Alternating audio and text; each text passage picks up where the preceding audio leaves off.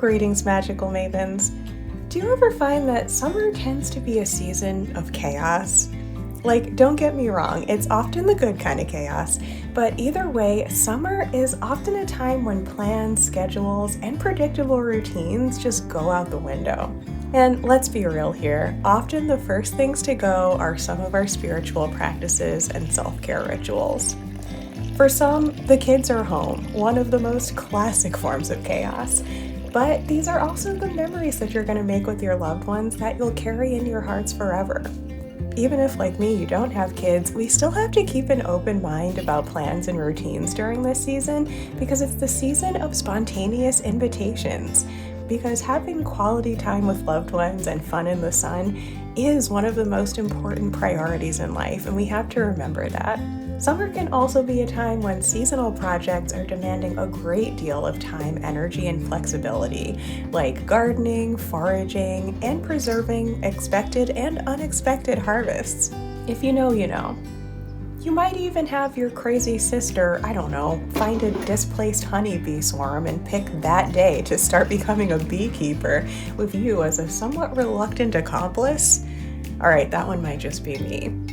But then throw in any of those less fun surprises that sometimes pop up in life too, like the dog catching a stomach bug while swimming in the watering hole, the cat getting in the habit of chowing down on grass and then barfing it up on the furniture on any given morning, moles creating a dense underground metropolis in your already struggling vegetable beds, or it could even be something much more extreme like a family crisis, injury, or career challenges, all of which I've experienced in recent years as well.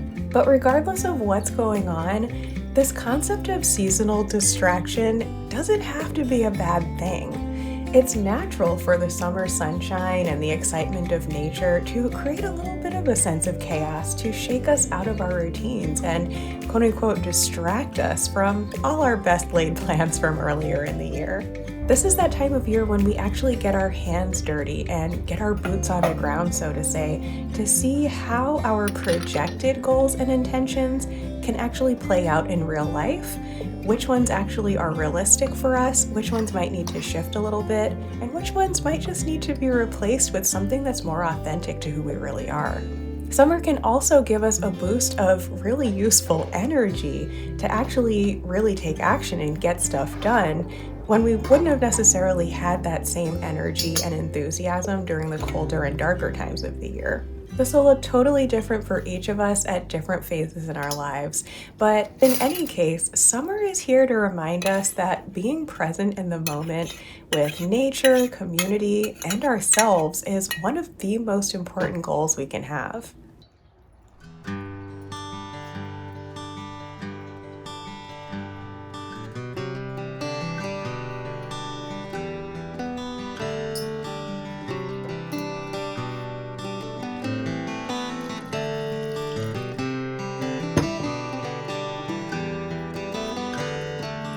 I know from experience that summer is not really the season for me to be consistent in the rigid traditional sense. Unlike wintertime, I'm not soaking in hot ritual baths every other night, avidly studying new spiritual modalities, or even sticking to my slow morning rituals from the season of hibernation. The sun is out and so are we. What I've had to learn over the years is that consistency doesn't always have to look like doing everything according to plan. Consistency can look different during different seasons of life. It's not about doing the exact same thing every day on a strict schedule. It's about knowing what keeps you feeling tuned into your self-care, your intuition, and the universe, and then living a lifestyle that prioritizes those things regularly, even if regularly just means a weekly or bi-weekly check-in.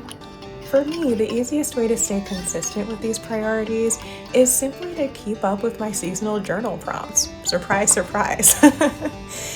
But that's why I designed my cyclical journal practice to help me get the most out of the supportive seasonal themes while being very approachable and flexible.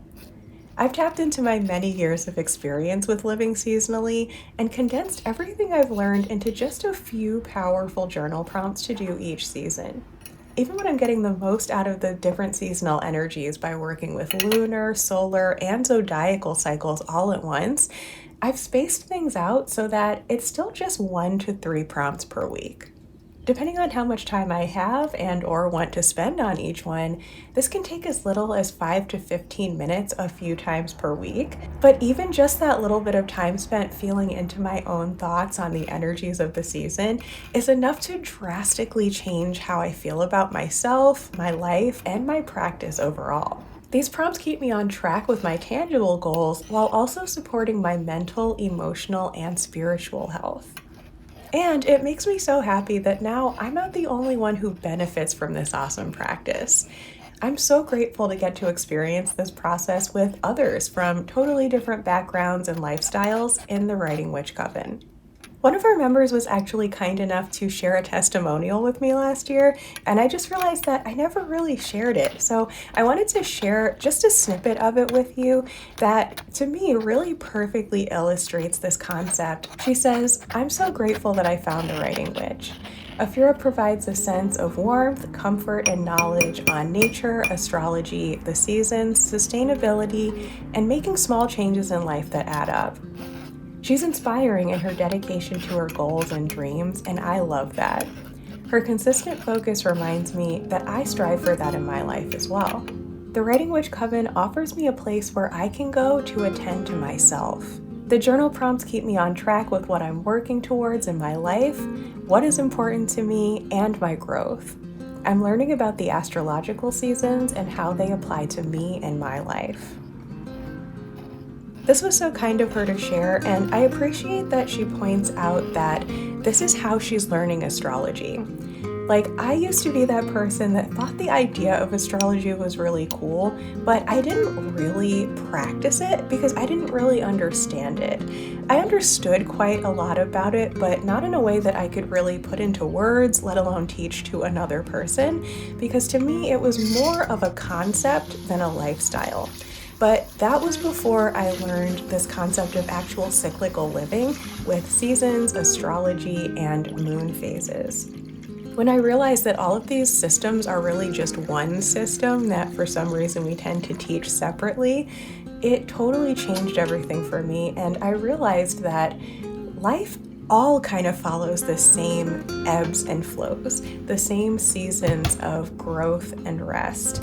And when I saw how they all fit together, I couldn't not turn that into a structure that could then support me throughout the whole year, even during seasons when structure doesn't seem like it's as much of a thing. And unlike other personal development journal prompt workbooks and programs that I've done in the past that can feel overwhelming or too rigid, my system has built-in recognition of the ebbs and flows of life. It's not just a side note or an afterthought. The ebbs and flows are what it's all about.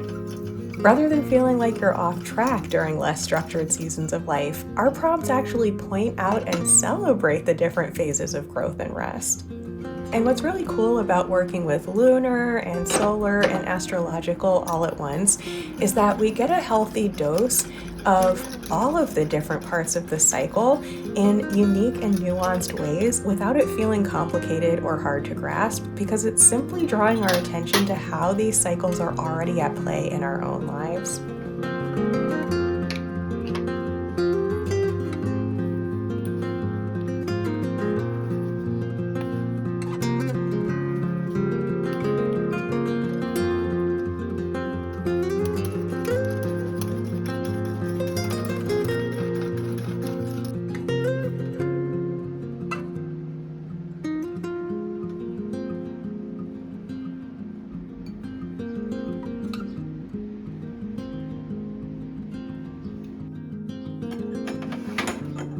While some people consider summer to be a season of high energy and chaos and maybe even a lot of work, in other situations, summer can also be a season of rest and rejuvenation and vacation and holiday, if you would. And for some of us, it's both of those things, just at different times in the cycle. And within the seasonal prompts and the cyclical prompts, we get to recognize all of those parts of the cycle during every season. And we get to personally feel into them and see how we can work with these supportive energies that are happening in the universe to actually support us through whatever it is that we're going through in our own lives.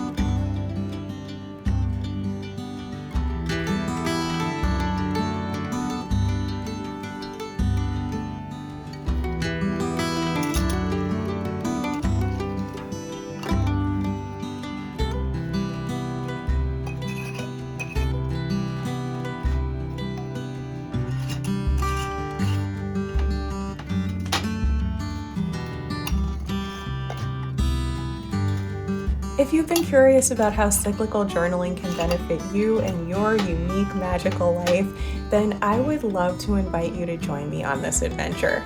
Right now, in honor of summertime, you're invited to join any of the first 3 tiers in my Patreon community for 25% off. That means that you can join in on our weekly prompts for as little as $8.25 this month, or you can join us for a whole year and save even more. So I hope to see you there. The link to learn more and decide which tier is ideal for you will be on the screen right now, and I will also have it linked down below. And regardless of whether you decide to sign up or not, I hope you are having a beautiful summer, enjoying all the little present moments, the surprises and the spontaneity, and really getting the most out of whatever cyclical living looks like for you. So I hope to see you in the Coven, and until next time, blessed be.